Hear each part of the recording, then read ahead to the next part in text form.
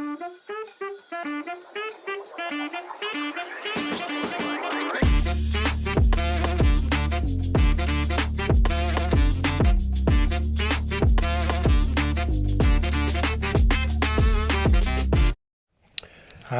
Welcome to the Angle podcast. We have a very important guest in the building. We do. We have Prof TK. Thank you. Where's the important guest? Oh, I was still looking for them. yes. This is Prof TK. Oh, thank you. Thanks for having me. Prof is here to help us understand and unpack our tech landscape in South Africa. Is big tech stifling innovation, or are they advancing it? Big tech tends to buy little companies. They turn the little company into a product, kill that product. Sometimes they invest in infrastructure that the small companies themselves are building upon. So the bigger question is, are they driving innovation or are they killing competition? Here to help us unpack this complicated conversation and topic is Prof TK. Oh, no. Thanks for having me. Welcome. How you doing, Prof? No, we're well. I think enamored by the topic itself seems very big. And that one might argue it kind of is a euphemism for most of South Africa's economic landscape and companies. But is it true? Well, Or rather, is it a fair question to pose to the South African economy in that sense? I think it's... Maybe just in that answer, though, just kind of define what you consider big tech. Like how are we talking about big tech in this space? Well, I guess it's if you're speaking about the ones that are coming from your US here, you speak about your Googles, your Amazon and the like. Within South Africa, if you can call it that, for the shopping experience, you're speaking about your Take-A-Lot and the like, which is connected to NASPAS. So that's what we mean by it. I think anything that enables you to actually have a digital experience. That's how I kind of think about big tech. Therefore, it's easy to look at the big alphabet ones because those are the ones that dominate everything else. Look, the Chinese ones, I think maybe that does raise a question why they've not really come to the South African market as much. And then it really just raises the big question of, yes, we've got that. Are you then saying that the subtotal of tech in the world can only come from the US? Look, we understand their companies are massive. There's a reason why the environment allows for it. But surely my understanding of tech is always what innovation should be where people need it most. And surely a place like South Africa with its kind of different, let's say, challenges from different industries and also economy should be necessitating more innovation. But then again, when you speak to entrepreneurs such as yourself or tech entrepreneurs, it's not to say that there's not people interested. Sometimes it's just seemingly seems as though there's constraints, which then maybe touches on the issue. And I said it kind of speaks to the South Africa framework.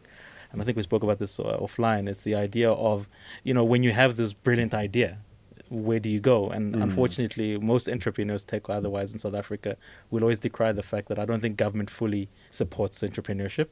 And our banks you might as well, I think you probably have better fortunes going to a Swiss bank to get something than to trust our big four, big five banks because they seemingly have such rigid constraints, and they might argue Basel 1 and 2 and everything else. But my core belief has always been our banks are not suited for what this environment is about, which is you need to be investing, understanding that there's risk. Provided the entrepreneur can give you the books to say, listen, I've not gone on a joyride to Silicon Valley, to Shenzhen, and I'm buying the latest things. You should be able to say, listen, did you try? Yeah. And I think that's where, for me, the key problem is. It's more of maybe it's an attitude of policy. Government, by its very nature, doesn't like risk or doesn't understand risk and appetite. And tech is it's an unwieldy thing. You don't know when the big next unicorn is coming through. But if you're not investing, if you're not taking a chance, then you basically are going to be where we are at the moment, where the economy does seemingly seem closed. Yeah, we are yet to see a unicorn in this country. Yet Nigeria has, is it 3 or 4? I'm not sure. No, Nigeria has 4. Nigeria is moving. And I think 3 are in fintech, 1 is a marketplace. Nigeria is proper. Yeah, but then outline why that's the case, why Nigeria allows it. It's enabled in Nigeria, not enabled in South Africa. Is it a regulatory framework, or how do we look at that? The question is, who's driving innovation there? Yeah, maybe it's also because, look, the financial system, I mean, compared to South Africa's, like what you said, it's not as overly regulated. You look at the banks, but maybe then does raise the question of what is the idea? Is critical mass, right, in terms of population. 250 million people is quite something. Yeah, and in the world of data, that's rich. that's more than enough. But it's always the argument I have with my economics friends to say, then why can't South Africa be then like a Switzerland or those Norwegian? Where does Spotify come from? That type of thing. So maybe it's not that. It's the way I was thinking about it when speaking about this topic to myself was perhaps maybe what we should not be focused on. Look, you're not taking on Amazon and those things. We accept that. But also it'll be interesting how they cope in South Africa. Because there's Pepsi once upon a time came to South Africa. Right. But the way it was regulated, it was almost regulated out of it.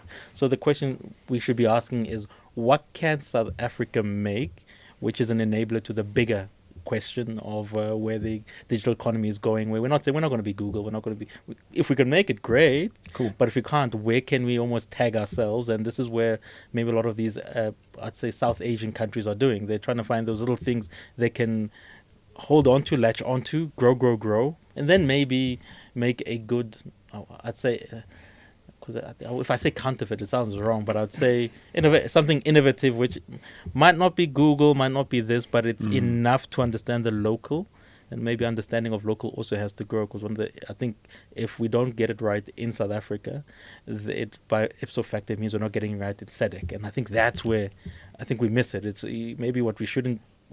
Tech entrepreneurs should, if they have the right funding and support around it, what they should be shooting for is not South Africa necessarily, but you're shooting for SADC, which is a 350 million region. 350 million people. Yeah. So, but then the question would be, okay, if there is some innovation here where we do find kind of the sweet spot where the local product does kind of hit the mark for us from an innovation perspective, or would you suggest then, back to our initial question, does big tech swoop in and buy you out and find a way to squash you or integrate you into their bigger whole, or how would you feel that would work? I think the South African economy is, I think we have a word for it. We never quite knew what to say, but it's called the perverse model, which is to say when we see you do well, I think we spoke about it offline, it's either we'll go for your infrastructure, we'll just basically buy you out. Right. And look, if you're in the situation where you've been toiling and struggling for so long, everybody, look, in as much as it's a passion, it's a project, it is a business, and you should be able to walk away and say, look, at least tell your family that, listen, I actually did make money from this at the end of the day. So I think that probably is the problem. But then when you speak to a lot of guys such as yourself, the key issue is a lot of them would love to be able to scale it up to the level where they don't have to go into the, and obviously we're not being rude to Bidvest, we're just saying it's a Bidvest ecosystem. Right. And that's where I think we get stuck. And this is where, for me, the policy and the private sector, the South African private sector and government do sort of need to come together. Not so much to swallow these companies, say, listen, you need to get them bigger. I'm going to say something which probably one of the rare people who says this. I see what President Trump, let's say himself re-announcing himself as a positive, because it really is going to create a digital, not divide in the sense we have in South Africa of urban and rural, but a divide in the question of which technologies and are you going to use. And the key question would be, well, if you truly are non-aligned, if you want to go down the India route, the question then should be, are you developing tech which would enable you to do this? And if you frame the question that way, then our South African private sector and government should be incentivized to say, you know what, America is large. That ecosystem all by itself, I think is it 80 or 90% of the economy? I'm not quite sure. Yeah. And then you have the Chinese who are still, as big as they are still coming up. Then the key question would be, could you carve out a little something for a place like Africa? And might that, obviously, I don't think it's going to come from all of South Africa. Nigeria, you've spoken about. Egypt, East Africa is moving. The question you should be asking South Africa, say, what are our traditional strengths? And when it comes to the tech, we're very good at fintech. Right. But I don't think we're leveraging it to the point of where it's for everyone. It's an issue of saying, look, you had your banking experience. I think you'll know which CEOs I'm speaking about, who are leading places which are owned by First Rand, and then you move away, you go to Stellenbosch, you set up your own thing, or you are a mining magnet. Banking. Yeah, basically money creates money. Right. You're a mining magnet, you're now starting this thing. So that's the closeness, which I think is not really good for South Africa. No, it's not. But the question seems to be, you can only do that for so long before the real big tech, the Americans and the Chinese, come on board and say, okay, look, well done, big boy. You've done well in your little market. We're not taking over. So I think it's almost, I would say it's a national security thing. Well, that's exactly my next question, in the sense of like this public-private partnership. If you're trying to avoid the situation you just described, how can government actually help do that? Is that a funding issue? We've discussed that a few times on the show, like how the funding structure works in the country to enable these startups to at least have a little bit of a runway to at least get to the point where they can stand on their own 2 feet. How are you seeing that relationship? I'm going to say this off the fly because at the moment my students were looking at sovereign wealth funds. So I'm actually thinking about it and saying, listen, what normally kills entrepreneurship in South Africa? One is when government gets themselves in something they wholly don't understand. And for instance, we don't pool our money for funding. We have so many different agencies that do so many different things. And you'd swear that, oh my word, is this country... are we the European Union, where we basically think we've got all this money floating around? In truth, we don't. It comes from the same fiscus, it has the same constraints. So my idea would probably be, let's say, a sovereign wealth fund specifically targeting tech. Because it's the new sector. And the beauty about this sector, and I always say this, you don't know when the next big thing is going to happen. I mean, 3 months back, look, we were all having to, with a grinned teeth, have to pay ChatGPT that huge price, that monthly subscription. DeepSeek comes on board, and it's like, oh, now I think it was a venture capitalist company in China, but obviously with links to the mother body, which is the CCP. So it kind of tells you that it is possible. So for me, I'm like, let's look at what we've done wrong traditionally in helping entrepreneurs in South Africa. One, government has an oversized role in this. The policies are not coordinated. There's no harmonization. Funding is all over the place. And when you say entrepreneurship, sometimes the government, they've got a very limited imagination of what does that actually mean. Are you simply buying from government and you're just another supplier to government, or are you actually going to create something wholly new? Right, so we kind of park government, and then you tell the private sector, say, listen, guys, there's always this dream of South African private sector that, we're just going to go to Africa, as though this Africa thing is going to just welcome us with open arms. Have a look at the rate of returnees of South African companies, your blue chip companies in South Africa that have come back from the continent, well, let's say with a bit more humility about their great standing on how the continent works. And then you look at, as I said, the digital divide, which I think President Trump is going to amplify. Then it's to simply sit down and say, listen, look, private sector, you guys, we can't unregulate you. You guys are just there. You just exist. Government, you have your problems.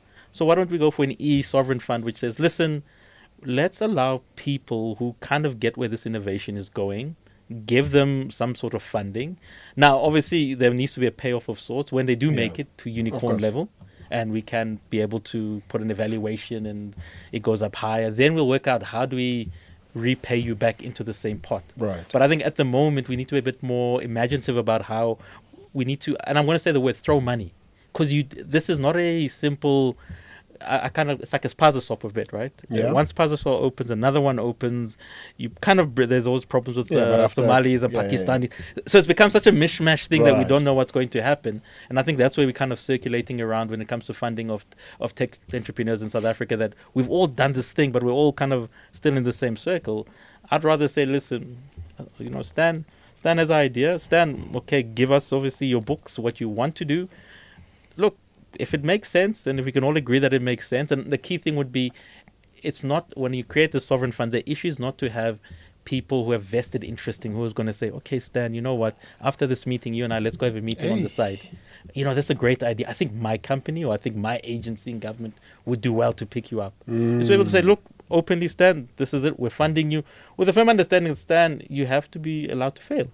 We could give you 2 or 2.3 billion, provided Stan can give us the books to say, this is what I spent on. Because sometimes that's what I do like about tech. It's almost like research. It's an issue that the failure of and by itself is the data. Right. Because then you can say to the next company, say, oh, you know what, Stan had tried that. Or maybe Stan comes back a second time and says, got a better idea. I know how to fix this link. Let's go for it. Until we do that, I think we're just going to be stuck in the circle where, by virtue of inertia, you're going to be eaten over, and then it's just going to be closed. Now, that's a serious problem. Tech entrepreneurs in South Africa are not afforded the ability to fail quick. Generally, it takes you a long time to fail, and by the time you fail, you've lost hope. It takes you a year and a half to fail on something that should have taken you maybe 3 to 6 months. So now imagine the time you lost from that whole year and 6 months. Because you just had to create a prototype and test it in the market. Did you have to take a year and a half to realize that doesn't work? you built that in 3 months, but you struggled to get access to the market. It took you a long time to figure the market out, and by the time you got there, you're exhausted. It fails, and it's a setback. But I'd say that's a general entrepreneurship culture in South Africa, right? Yeah. Because if we really look at I think the guys who've clicked it, as in they've made it, but it's such a few of them. The majority of what we term entrepreneurs in South Africa are people who came from the private sector, leverage their networks, and I guess it happens in Silicon Valley. So it's not to say this is, but it's the manner in which it happens in South Africa that we kind of look down. Or when you go in your kokasi, they say, "Oh, really? Yeah. This person has failed. They've fallen." They've fallen off. That look, we have to, and I think until that mindset changes, where you have to say, "Listen." The person didn't eat the money, and I want to emphasize that a lot because when you deal with government procurement, PMFMA, what they're always going to say is, no, the person must have eaten the money. And just forgetting that, listen, to invest in the infrastructure to do this is a costly enterprise. There's a reason why there's a whole issue called the Silicon Valley or Shenzhen of the world. Right. Because it's people, if you look at them, they're all failed. A lot of I think it's a hallmark, if I'm not mistaken, in America, that if you are a true entrepreneur, you should have failed. Obviously. Absolutely. But not here. Yeah, no. Here, it's one strike, you're out. Yeah. And that's not really conducive for the environment. And I think if we were to be able to do that, and also I think it's also to change, I think time necessitates that we can't allow everybody, because one of the things I quite never understand when I speak to my Indian colleagues is where they found their niches, right? Because I mean, Silicon Valley, great, American story, but it's being run by Indians. So the question, as I said, we might not be able to create a Silicon Valley or those types of companies, but the question should be, what are they? Well, as I said, those little latches that are doing well. Why is the Indian education system and environment able to churn out these guys who can run these companies, and then later on, is it Nvidia, right? Right. Be able to do something like Nvidia. So I think that's where we need to be, and I think until that's what I'm saying, is a total mindset change that we're going to need. And key among them is the idea that, guess what? We need to allow these guys to fail. Are we relying on private for that to help us drive this innovation? Are we relying on government? Or what does that relationship look like? What does that balance look like for us to drive innovation forward in a manner that allows for the entrepreneur to fail, allows for the entrepreneur to iterate their product in the market, and at the end of the day, scale job creation, essentially. But whose role is more key in this? Is it private or government? I think the main government has been clumsy. And I always say this the way when I study policy is, I always say South Africa is 15 years behind where it should be. Literally, because we have not fully wanted to understand what this, we claim, I mean, one of my pet peeves in South Africa is 4IR, as in, and then when you ask someone what is 4IR, it's WhatsApp. Yeah, it's WhatsApp, it's on this, and I'm like, okay, because I always make when I'm speaking about the digital economy with my students, I'm like, okay, take out your phone, let's see your web browsing history. Right. Obviously, those other things you do, that's not what I'm looking for. But in the main, it's entertainment. Kids, get on incognito. You won't see what you see. But it does still. It does still see. Yeah, sorry to bust you there, but yeah, it still does see. Yeah, but to say it's a lot of entertainment, right? Right. And I think it's the same thing with government. When you tell government, listen, there's this thing when you're leaving Midrand, these new I think where they place all this machinery, data centers. They're data centers, right? Right. It's unsexy, and it has a lot of issues attached to it. Right, and we don't even own a lot of those in South Africa. But when you have that conversation, government just looks at it's not sexy. It's not what they're looking for. What they're looking for you to do is, I want to be able to take your face, what you do, put it on Forbes, and say, look, we've got our data champion. So government, I think that's why I'm saying they're 15 years behind where the curve should be. And look, the private sector in South Africa is very carnivorous. They are literally looking to our banks. Right. Yes, we've got these new startup little banks, but make no mistake about it, the big banks are somewhere funding or making sure that their interests are held. So I think it's almost like a mutually assured destruction, where for some reason, between what government has failed to understand and what the private sector being carnivorous, it's a perfect balance of South Africa seemingly does not want to move forward. That's why I say we almost need a neutral funder, taxing both government and the private sector to say, listen, that's why I said it's a national interest question that we need to get this right. And national interest, we are not going to look, if we get 1 or 2 unicorns, great. Amen. But what we're trying to get to is, can we be able to start to be able to say the digital economy is not something far away, but it's something we can say, okay, infrastructure, right? The key issue of infrastructure. I don't think we fully understand it. And government just says, okay, we need to do infrastructure. Well, if you can't do the basics of a pothole, if you're moving now to fiber and these things, and then you always give it to the same people, it doesn't work well. That's why I always like examples of, other equivalents, where the Indians are coming up, where places like even partially Singapore, what are they doing to get right? Because government rushes to Silicon Valley, but they don't want to go to Hyderabad and understand what's happening there. Yeah, and that's a problem. I mean, this idea of creating applications or solutions, looking at the Western contrast, going to Harvard, taking Harvard research and trying to build solutions based off of that research, which is out of context in the African or South African landscape, that's a bit problematic for me. But how do we set up this fund? I like the idea of, okay, government tends to get it wrong here. Private sees the opportunity and capitalizes on it. However, let's create a fund or an institution that destroys this little curve here where government goes left and private goes in and creates profit out of the marginalized communities. How do we set this up such that it achieves this goal? Well, the first thing I do is look, there's certain state-owned entities on paper that claim to be assisting us to grow the digital economy. I'm trying to think of a key one. Is it infra? Is it infra? I think they're the ones who set up basically the core funding for when you set up big infrastructure. Oh. Infra, I'll get the name. Yeah, but I think it falls under the Ministry of Communications or Small Business. It used to be there. But I think there's certain state-owned entities who claim to be, supposed to be playing a role in the digital, let's say South Africa's digital economy. Right. I think you need to collapse most of them, funding-wise. Right? And then we have this thing called the skills levy. No one really knows. It's a tax which is being made. The private sector does it begrudgingly. It goes to government. And then after that, it becomes like a black hole. No one really knows what's happening. And then there are these things called CETAs.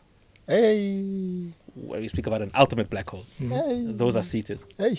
Look, so I'd start there. Yeah. Sometimes what's the idea? One of my favorite economists is Schumpeter, creative destruction. Right? Which Create is what? Creative destruction. Oh. Yeah, which is, I think you guys know it. It's what you guys don't check anyway. Right. So the key issue should be if institutions are not working, and the easiest way to leverage us getting the actual money, so that this is not a pie in the sky idea. Let's start with that amount of money, right? And then the key issue should be, okay, we can't prioritize everything, right? So there's this idea of what actually works in South Africa, which we can actually be able to create a quick digital wins from. Agriculture works. There's a Nigerian friend of mine, I think he tried to get me to invest in, it was farming. It was like, and I've seen it a bit in South Africa as well, where, look, I like the idea of farming. I used to with those type of things. But the idea of saying, look, buy a cow online type of thing and kind of get it towards... I know what you're talking about. Yeah, I've also almost bought a cow, Yeah, that one. Online. I told you about that. What's it called? Livestock something? Yeah. So my Nigerian friend, he had it in Nigeria because of the weirdest thing about Nigeria. Great with all these other things, but agriculture is not their strength yet. They've got some of the most fertile land in the world. They're not great in agriculture. Oh, no, Nigeria is actually not bad. There are actually some Boers who actually... Yeah, the Nigerian government actually invited them for agriculture. Oh, Nigeria is a huge net importer. Sheesh. Agriculture is not great sexy. in agriculture. Yeah. So but it was like saying, listen, if you were to buy this online, if you were to buy this amount of land in Nigeria, you're helping a farmer. So it's the intermesh between where the economy is actually working, what you and I can quantify in a number, and you then bring in digital enablers together, right? So look, agriculture still works in South Africa. There's historic issues there, but South African farmers, even without, not even like the European Unions or the Americans. Is that you? It's me, yes. We live on time. Yes. Yeah, even without the, let's say, I think the wording is not stipends, but those subsidies that the European Union gives the French farmers. And America, obviously, with their down the Midwest, they do get subsidies. Right. Even without that, South African agriculture competes. But I think there's a key issue which says, how then do you upscale that, right? To such the level where, let's say, AGOA goes away. How do you get what we do into the greater, the greater African economy? being respectful, obviously, that look, we're not looking to be what America is in terms of scale and size. Well, you're going to need to be able to use a digital platform. It's a simple idea, but I think a lot of tech entrepreneurs in South Africa could easily sort that out. What I'm trying to say is you prioritize what you can do in the immediate with the understanding of we need to grow this fund such that to say, listen, Stan has come in, Stan asked for his 2.3 billion, Stan made his. Stan, we asked for a percentage back. Right. Not to government, not to treasury, not to the private sector, but back to the fund with the aim of ultimately growing it. Because unfortunately, government doesn't have the financial resources. The private sector in South Africa has resources, but I don't think they don't have the incentive. That's all. They don't have the incentive. So that's why I say it's a tax on both. With the idea of saying, listen, now the only issue, and when I was trying to think about it, is who then do you put to actually head this? Oof. Because the interests are so varied and wide. Is that an NPO? But this is why you're here. We thought you were going to give us an answer. Like, yeah, I'm thinking, Prof. TK is going to help me set up this NPO that's going to stand in between this mess. That's where the idea of sovereign wealth fund comes in, which is I think if you're statutorily regulated, right, then you make sure that, listen, this is not how do I put it? This is not your a Bantu San thing for life where you sit on this board. Because if you were to sit on the board for longer than 10, it basically you have you already amassed so much data and knowledge that the next thing you're going to do is a bit like people at Treasury who work at Treasury. When they leave Treasury, they go to the banks. It's not unique to South Africa. It's the same thing in the UK. Even in the US Department, I think it's Treasury in America, the rolling revolver door where I start in government at Treasury, then I will go to the bank. So when issue at most you put 5, but the key issue should not be the only reason you need people there so that we can have proper sign-off to make sure that the finances are not going to the wrong places. We don't need them to come in and say, well, I think this, what's that show, this Shark Tank. Well, this is a great idea. This is not a good... No, we don't need you for that.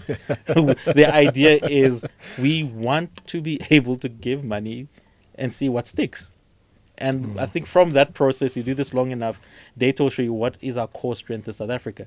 Because my hope would be, after you do this 10 to 20 years, you've got enough data to say, this is what South Africa does well. Right. And we can go in there. But most importantly, the issue is not to say we do well in this in the immediate, but to say, what can we do in the future? Because I think where we get it wrong, and I think the South African economy is only built for 5 to 10 years.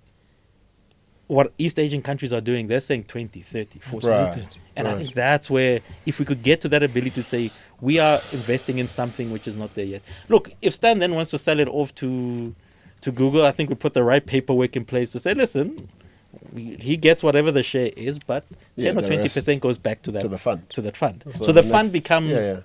The fund overall should be something bigger than both South Africa's government and the private sector, because the fund enables the actual digital economy of South Africa, and most importantly, the economy to eventually go to SADC. Because I think, as I said, we're only a country of 60 million people, give or take, depending on border crossings on a day. Because the key issue for me would be we need to be able to get this to go to SADC. And even eventually, look, I always say this, I am a South African nationalist at heart, to be able to say, listen, I believe there are other ideas from Zimbabwe, there are other ideas from Namibia, which we can actually harvest on. Speak to their government, say, listen, it's a percentage cut-in. You want us to, Namibia obviously would say, listen, you are coming here, you're investing in our guys. We're not saying everybody must come to Joburg. But we're saying, look, you got a guy in Namibia who's got a great idea. The issue is funding due to economy. Why don't you subscribe? Subscription model as a government. You pay a percentage into this fund, it then becomes a SADC fund. Because I think that's how the South Africa bites that we simply cannot be able to grow to the levels needed. Let's start this one. Well, I think the SADC idea is an interesting one. I haven't actually heard it very often. Look, I mean, there's obviously, from a practical perspective, it's much harder to implement. But as an idea, it does click in for me. Funny enough, it's just kind of like a philosophical possibility. Like it makes sense from a regional perspective. I think generally politically, we're not so different. I don't know. Does anything like that exist, or any ideas around that exist, or nothing clear cut yet? I think we have the basis of regulation in the form of custom use in SACU. I think it's the oldest. Course, but then in terms of digitally, they're still speaking what I think the bugbear of you guys might be, which is almost at 1G level of the discussion, right? Right. Which is to say, look, we'll get there. Becomes ideological. Yes, we'll get there. And And I think maybe to give it more credence would be look at the Lusophone countries in South Africa, in Southern Africa. Notice how they're actually not integrated into the economy. Angola is a market. It is a market, but they're not integrated.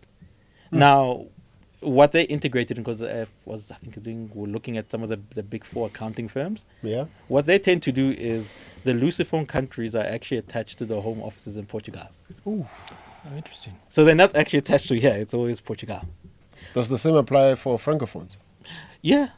Oh. Some Paris. colonial discussions to be had there, but yeah. Right. So if we were to say to the Angolans and looking at their situation, that look, this oil, yes, I mean, we are drilling, baby, we're drilling, but what they're going to decry is the issue of digital infrastructure going forward. Angola has got enough money stashed aside. Right. A country like Botswana with their sovereign wealth. Because what you're saying, the reason I think it's practical is it's an incentivization which none of us currently have at the moment. Part of the incentivization could also be, look, this e-sovereign fund actually looks towards investing and setting up faculties of digital. We have faculties of commerce and law and everything else. But actually saying, listen, if you subscribe, is part of the money goes towards investing in your universities, in your technicons, so that you can actually start getting the human capital out of here. Because it's not always going to be that everyone wants to start this big company. Like I said, that's why I like the India model, because it fascinates me. Like, how is it that Silicon Valley literally is run by India? Yeah, the CEO of Microsoft. All of them. You want to be. Yeah, it's not just about the big company. You do want to enable careers. Yeah. You want people to just want a good solid career in tech space, doing like good innovative products. Has this model worked anywhere in the world? I would say no, because as I said, I was looking at it. Like I said, I always want to make the disclaimer that my background is I look at local government. I started off at local government and local economic development. And I think we're speaking earlier on that the key idea when you look at local economic development is a systems approach, right? Where you have to speak to a mother or a grandfather who's just started a spaza shop or has got a legacy shop. My dad was in what's termed NAFCOC. Those all business, those business collaborations, which weirdly enough, they're part of government protected. Because they said, look, if you're a black business, you should be able to do well in your township, in your homeland. Lo and behold, 1994 has not been kind to them. So my understanding of the economy is always that it cannot be that TK goes to university, wakes up, works for Microsoft. Because, look, unfortunately, it's becoming a rarity, employment in South Africa. So the way, when you look at the local economic development, especially from local government perspective, is the key issue you're trying to get to is how do I enable people's different strengths, right? If yours is literally a spaza store in an informal economy, the question should be, how do we better do that? And this is where I think the greatest invention for the informal economy in South Africa has been those tap things, right? Right. So you mean to tell me there's not people in this country who could be able to better help the informal economy to be more efficient? So, because that's the issue. For me, tech should be an enabler. Right. Then there are those rare individuals who literally God has given them the ability to come up with something where we're like, wow. But it's a point. It's not a general population thing. No. So I think your point of saying it should be maybe how to get the new mechanics, who's a digital mechanic, data mine, those types of things. And I think the way we've looked at it is to say, to use, I think it's a baseball analogy. We're always going for a home run. It's like, oh no, this policy must hit the home run. And you're like, even the Americans thought this is not how it works. There's a lot of failure in this, but it must always be a home run. Where I get inspiration, I think, for tech-wise is, look, how did Taiwan safeguard itself, or trying to safeguard itself? Right. They said, look, we can't, because I think a lot of this, you'll tell me if I'm wrong, the whole is it TLC, that big company, TMC, the company that makes those very sophisticated, it was very thin. Is it the Chinese? No, the Taiwanese one. It's Taiwanese.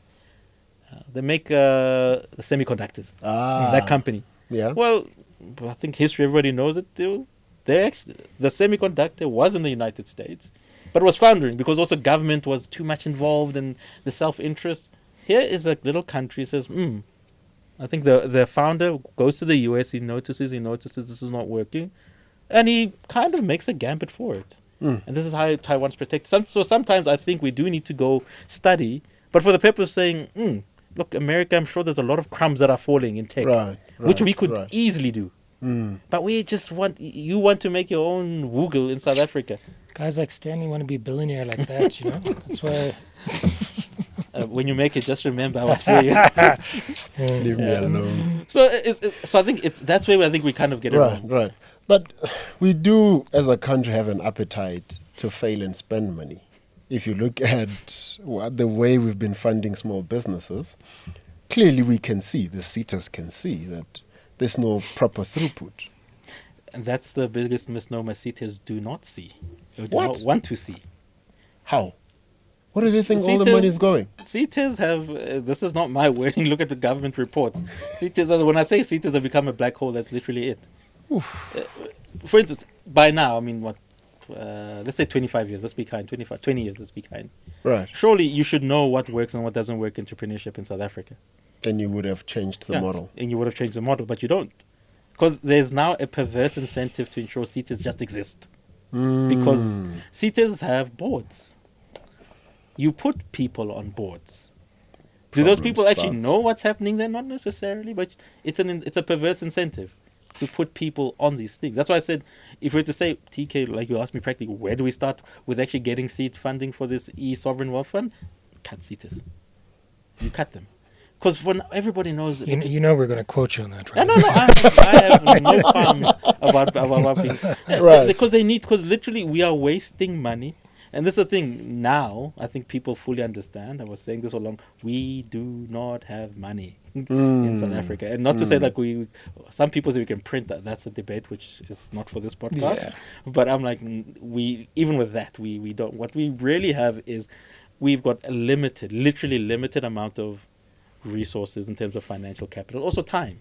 Because I think the most brutal thing about the digital economy, and the Chinese are showing you this in terms of how rapidly they're catching up, is when I say we're 15 years behind, that's me traditionally using policy terms and ideas and even the numerics, right? Now with things like quantum, we don't know what happens when you put the quantums and these things start working. What's that law? Moore's law type thing, right? So we're almost saying, it's always I call it a South African fallacy. Oh, no, you know what, we'll just get a right government and things will fall into place. As though the world is simply going to say, South Africa, we're waiting for you to find yourself. And when the digital economy, when you find the right gurus, everything will be in place for you. No, it's a brutal world. The digital economy is brutal. And I think that's the part our policy makers just refuse to get, that it is a brutally, I'd probably say it's probably the most brutal economy in this new world, because it simply does not wait for you. So, I mean, I suppose this question kind of, you've already answered it throughout our conversation, but I mean, in your perspective and in your view here, what needs to change? I mean, what would you consider to be a future ready digital economy in South Africa? I think piggybacking on one of the podcasts you did with our colleague Chikane, and it's something which we say it, but we don't really meet in South Africa, is we need to prioritize what we can do. Let's say, what are the 5 key... I mentioned fintech as one of the things that we can do, and we do very well. The financial services sector in South Africa, look, it is great. The issue is it's very close, and we all know who the big players are. Health, I think, is something which is not... In terms of what's going to happen in the future, we are... Oddly enough, South Africa, we never quite do the maths with it. South Africa, we're actually going to be experiencing what the Chinese... Our population is actually going to get old. Oh. Yeah, it's a weirdest thing when we're doing research that I think those we're going to live long? people... No, South Africa is actually... They say we're young, right? But what they don't tell you is what happens after the youth. After the youth bulge, right? That's where we have a bit of a problem. Meaning I'm not saying I'm not Julius who's saying go create more babies, but it's an issue of saying we haven't really looked at what happens once this bulge of youth we have comes through, right? We're basically going to be saying, because people are having less kids and everything else. So it's going to be a question of health. For me, look, love them or hate them, I hate the premiums every month. Discovery is a wonderment. Discovery is no longer a health company. It is a digital, for better or worse. It's I'd probably say it's probably the greatest South African invention in terms of a digital economy we have. Yeah, that vitality program it is everything, right? So I think health, but here's the thing, in as much as discovery is everything, government also has an equivalent healthcare company. GEMS. Where's GEMS? GEMS still operates as a medical aid. Yeah. Yet- I know that for nurses, I don't see Yeah, it my outside. mum was a teacher, but then here's the issue. So you have all this data, because that's now the new liquid that we. You mean to tell me you simply? I'm not saying sell yourself to Discovery, but surely there is a tech. If I'm government, it incentivizes me to say Discovery is too big now. It's becoming too big to fail. Right. Surely there must be someone I can invest in health who can simply say, listen, what we're doing is we're putting 20% into gems. But the key issue is I want you to literally compete with Discovery. Make sure that you kind of take them a notch down a bit, right? And you're right. Gem hasn't evolved one bit. No, still the same. Bobonita, still the same. So you are playing, yeah. So I think it's fintech health. Yeah. Because look, worse or for better or worse, the type of diseases and viruses and just lifestyle issues South Africa has lent itself to great data. Now, you might say, look, I don't want to lead a GEMS, but surely there's some data you can make that can give you the next big company to come up, right? I think agriculture is one. The Middle East at the moment is undergoing their own revolution. They want food. They want to be able to get it quicker, better from us because we make those things. Where are those companies that are helping our farmers to get this small scale farming? I know there's polytech farming and the like, but so it's 3 industries I've mentioned. Mining. We South African mining companies, unfortunately, they still operate like mining companies. They don't get that what they should be doing is to say, and this is where government should also be coming in to say, look, guys, you've got such amazing longevity of mining data and history. How are we not able to get tech entrepreneurs, guys who are maybe engineers, to be able to say, listen, let's concentrate on being the next service provider to all other big mining in the world. Right. They already take our engineers, but why is there not someone thinking around the data and then analytics of making a company that simply says, listen, I'm going to Brazil, and all I'm simply there to do is put on my app that basically makes mining more sustainable, works better, that type of thing. So that's 4. And the other thing is, I'd say e-government, but in a way, a crashing government. We are literally a textbook example of how government can go wrong in so many places. Surely there are people who've got history to be able to reform this. I've got a buddy, Sandile. I think Sandile is he's got a nice fancy title because he's at local government copter. He is South Africa's government's first data officer, chief data. I'll get his name, but Sandile is brilliant. I think you should have him on. Brilliant guy. But Sandile is making waves in government by simply being able to harness the crash that is government and basically reorientating the data. Yeah. So you mean to tell me on a continent with 53, give or take, other African countries? So you're saying city data portals is the answer? Maybe, but I would say for people who are into tech entrepreneurship, as I said, you might not be a Google, but surely the beauty of us is that we've made so many policies, we've made so many institutions, we've made so many turns, that if you actually study that, you could literally leverage that as a business to say, go help other African countries and governments do this. At a cheaper, you're going to be cheaper than McKinsey, you're going to be cheaper than AWI, Amazon and the like. So that's what I'm saying. There is opportunities. I just don't think we prioritize it properly because we are hitting for 6s at places which we shouldn't be hitting for 6s. And I guess the orientation I'm kind of putting towards is the outside of the US, and the US is a very unique case study all by itself because the military was heavily involved. We have literally shut down our defense industry, which was a mistake.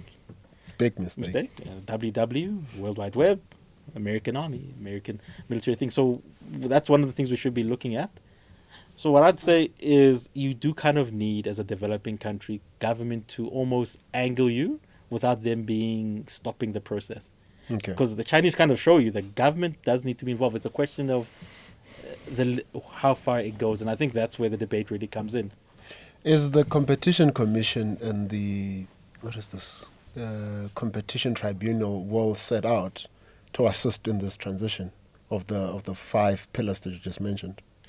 I don't think so. I think they are now starting to get it because if I'm not mistaken, 2-3 weeks ago, there's some discussion about we now want to fine Google so that they can pay our media. It's not a new idea. The Australians have testified. Yeah. So for me, it's a start because at least they're getting it. Right. To say, look, this is not a free competition here. It is complicated because even the Australian, their government took a big backlash from doing that, and it was from the citizens who you would think would want to, and Australian citizens, having lived there by and large, are very patriotic. But you would have assumed they would be, but they're like, no, you're stopping my fund now. Oh. You're stopping my fund. But obviously the Australian government still went ahead with it. And Right. we'll see how it works out. I'm happy competition. But so it will be an issue of where you say, look, one of my pet projects is I'm a believer in... I always make the argument with the Prof, I'm Doge before Doge happened. Which is to say, I really do believe we should be cutting down on, not government services, government, like ministries. We have so many ministries that speak about the digital economy. You're like, do you really understand what the digital economy is? And then we have these many institutions which are pseudo-funding entrepreneurs. So I think maybe if we had I think it's almost like a reverse Doge, which starts with a competition trying to say, listen, we're carving a niche for our industries in these 5 things. But you must expect blowback, because that means you're going to be taken to the World Trade Organization, because you can't simultaneously say you are for trade and then do things like this. Well, I think Didn't America just leave the WTO anyway? It doesn't matter. I would say America is... The thing is, and the one thing I do wish our officials would do is simply visit, because I was in Texas, I think UT, University of Texas. Visit America. Don't go to Hollywood, because that is... I don't know what the fascination is. California's like Cape Town. It's different country. Go visit America's campuses, universities, where you literally see universities with endowments that are bigger than Swaziland and Lesotho combined. Because I think that's the part where I think we missed about America is when you visit their campus, you fully see, my Lord, when we understand why there's an overproduction of knowledge which comes from there. And so for our government, one of the things I'd love our government officials to simply do is, don't even say you want to attend Harvard, because they love doing that. Hey.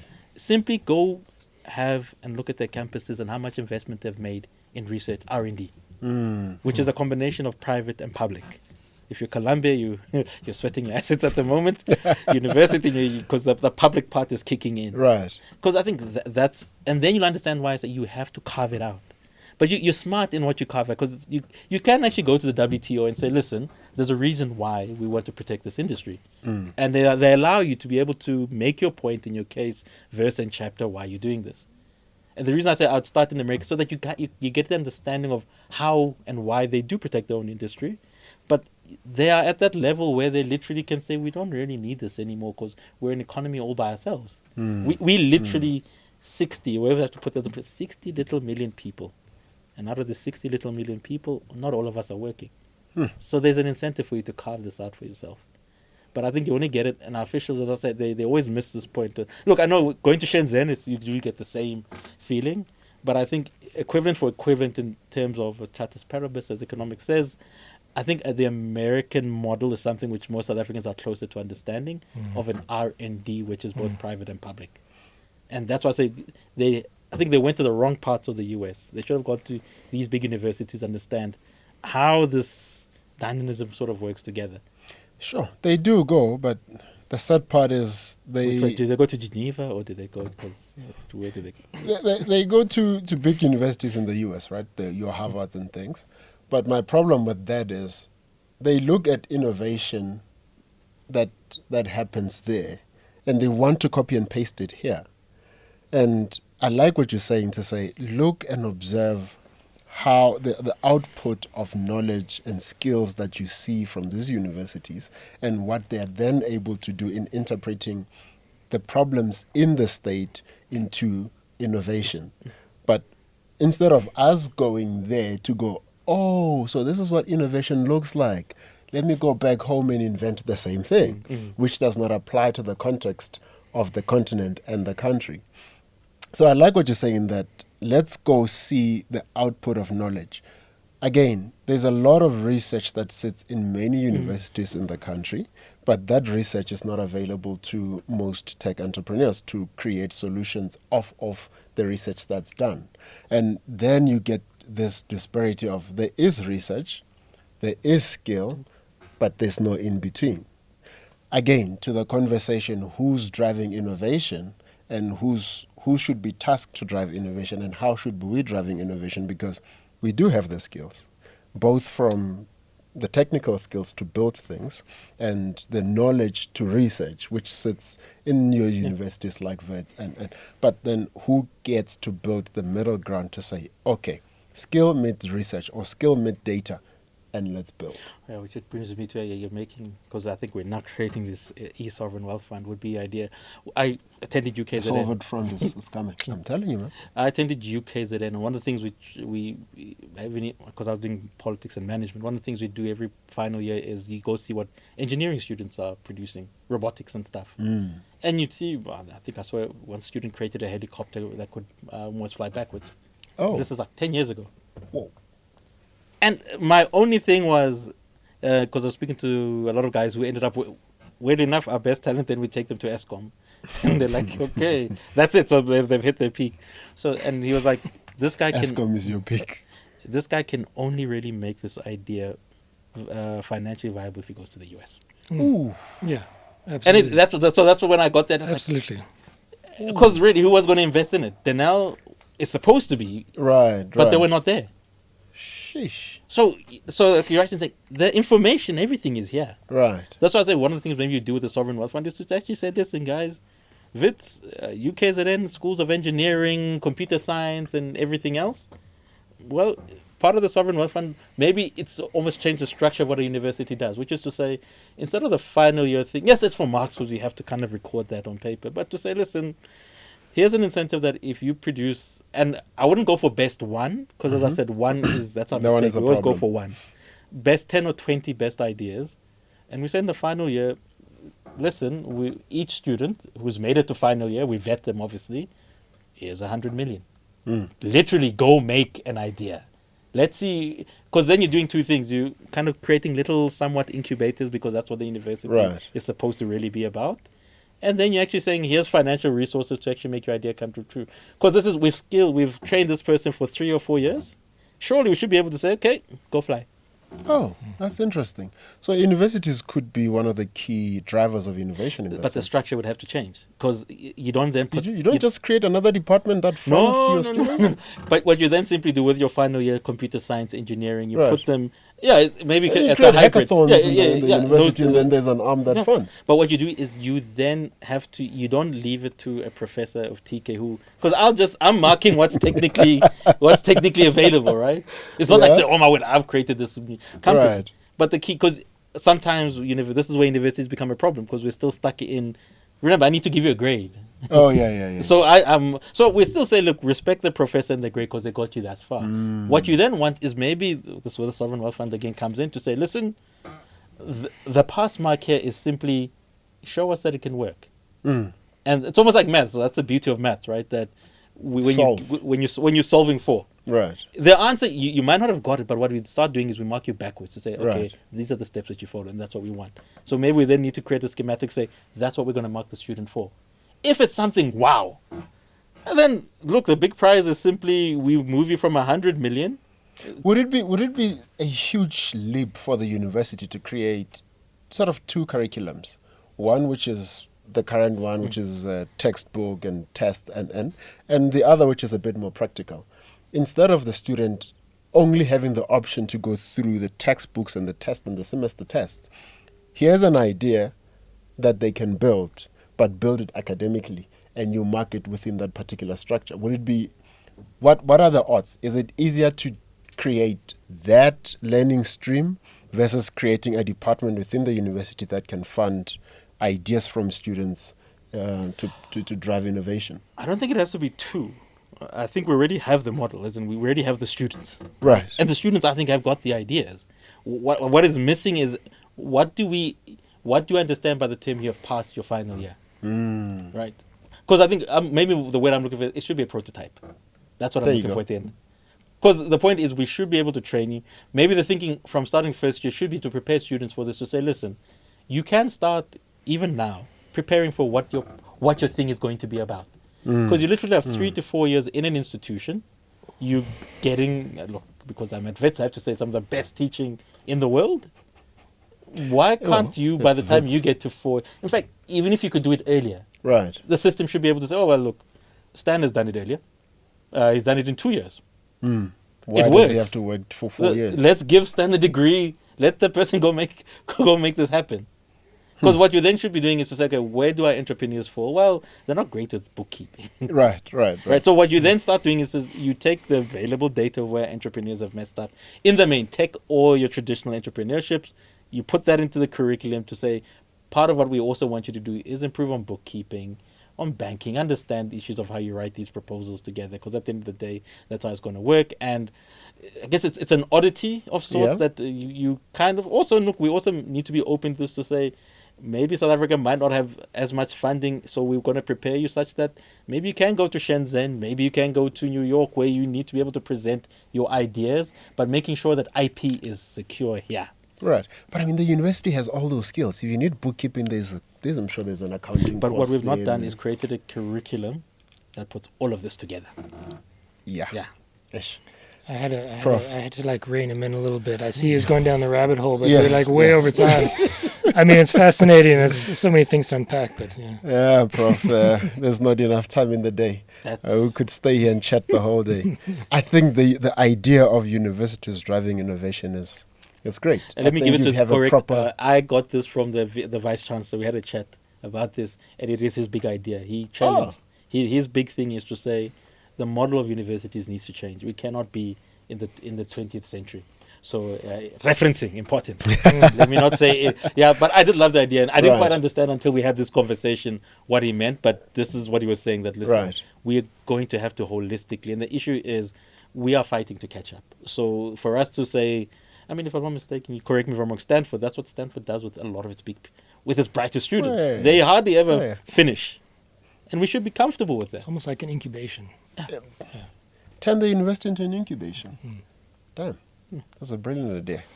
Oh, well. Prof, thanks for coming through, man. It was a great chat. Appreciate it. No, thank you. Hopefully I've earned the title. Yeah. Yes, definitely. I mean, I've been taking notes. I can see Scott's paper is all written out. Luckily, we've recorded this as well. So you know what I mean? There's proper referencing. Prof, thank you so much for making the time. No, thank you. For having me. If we would spend a couple of hours going in and just creating models and that fund. That fund is definitely a great idea. E-Sovereign Fund. Ladies and gentlemen, that has been the Angle Podcast. Thank you so much for tuning in. Until next time. see ya.